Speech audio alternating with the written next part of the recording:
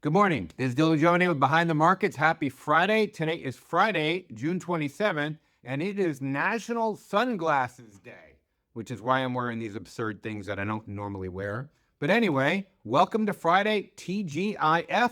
We are here. We made it to the end of the week together, and there's a lot to talk about. Specifically, I'm very happy with what happened at the NATO summit. President Trump himself said, I went there with one idea about NATO, and I left with a completely different view, actually a bit of a different view, and he reaffirmed his commitment to the alliance, which is great. One of our biggest strengths as a country is our alliance network. As a matter of fact, if you read Sun Tzu, The Art of War, what Sun Tzu says is, if you have an enemy that has a lot of alliances, you're in trouble, basically, because alliances are very important. So in Sun Tzu, his advice is to try to attack the alliances, which of course China has been trying to do. Anyway, so I was very happy to see that. I was very happy to see that the NATO allies agreed to increase their defense spending to the 5% of GDP range, which is great, which is where they need to be to catch up. And that has a couple of benefits to us.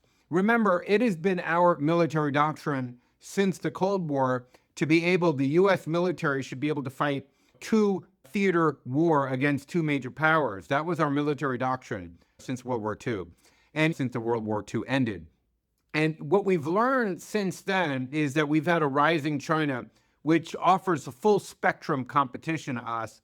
And we really can't fight a two theater war against, God forbid, we ever have to go to war with any of these countries, against both a Russia and China. So the idea is here to actually rely on our NATO allies to defend and deal with Russia while we swing back and deal with China. And hopefully I am not a warmonger at all. I know I talk about war, I talk about great power competition because I'm a historian, first and foremost.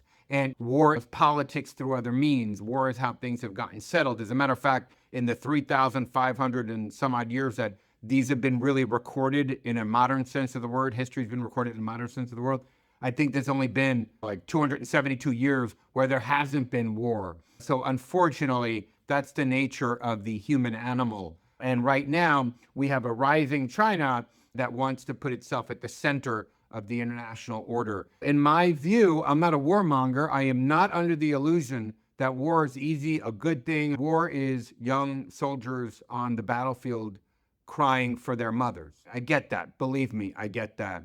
But I also believe that to dissuade other countries from messing with us, you need to be the biggest, baddest kid on the block, period. And that means you really need to invest in your defense industry. We really need, and you know, it's like picking a basketball team. You're not looking for 6-footers, you're looking for 7-footers. We need to be at least a foot taller than our competitors so they don't want to mess with us. We got to be at least a foot, we need to be 7 foot tall, at least a foot taller than our competitors to dissuade them from messing with us. And the way we do that is through increased military spending. The way NATO does that is through increased military spending, period. Peace through strength, as Reagan would say, or as Teddy Roosevelt would say, walk softly and carry a big stick, which I'm a big fan of Teddy Roosevelt, one of my favorite presidents. I named my son after him.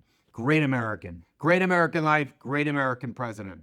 So I'm very happy about the fact that we are looking at increasing defense spending both here and in Europe. We cannot shoulder the load alone. We cannot fight a two-front war against China. God forbid we ever have to fight them and Russia at the same time. That's just too much of a resource strain, especially given our budget realities this day and age. But able to rely now on our NATO allies to handle the European theater primarily, that's great. And now these countries can get together and talk about the future of warfare. And that brings me to my next topic here. This week, AeroVironment shares popped and hit an all-time high of 240 and change. We recommended the stock at $83.80 or thereabouts.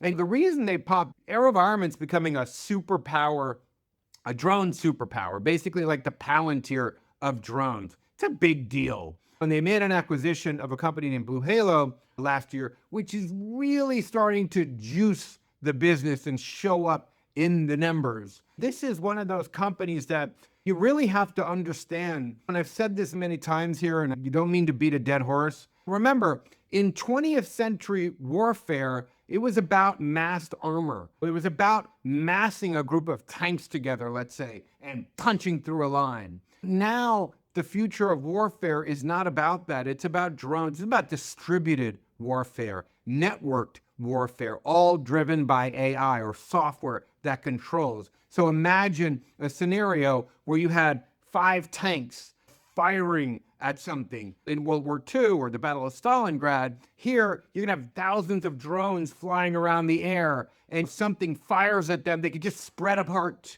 and move around like this, and then they can come back together and then target something and all fire at that target at the same time, and then spread about again like a swarm of bees or hornets or wasps or whatever. This is what the future of warfare looks like. Tanks and helicopters are out. Those are 20th century weapons. They're slow, they're not maneuverable, etc. And Ukraine has been very good at proving this. Russia came into Ukraine with 20th century weapons, helicopters, tanks, and all this stuff. And Ukraine has been using $1,500 drones to just knock them out completely. So tanks and helicopters and things of that nature, they're not maneuverable enough for networked warfare, drone warfare.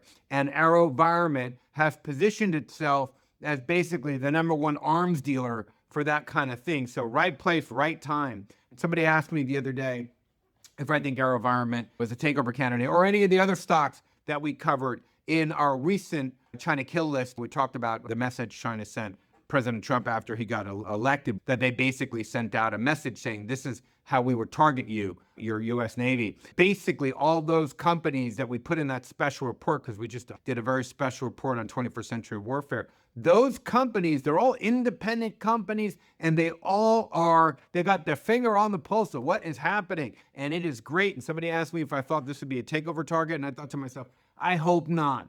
As a shareholder, I like to ride this thing up for 1,000% gains. And if a bigger company took them over, basically they would get those 1,000% gains. And it wouldn't mean much to shareholders of the bigger company because it wouldn't move the needle much for a giant company like Lockheed Martin. But more importantly, as a believer that our defense sector is best when we have a bunch of independent, smart, small companies all competing with each other and innovating. They just move faster than the Lockheed Martins and the Boeings and the Northrop Grummons. So I'm a big believer in an independent, vibrant defense sector. So I hope these companies stay independent, but I'm telling you, at the rate they're growing, who knows? Anyway, that's all I have for you today. Have a wonderful weekend. I'll see you Monday.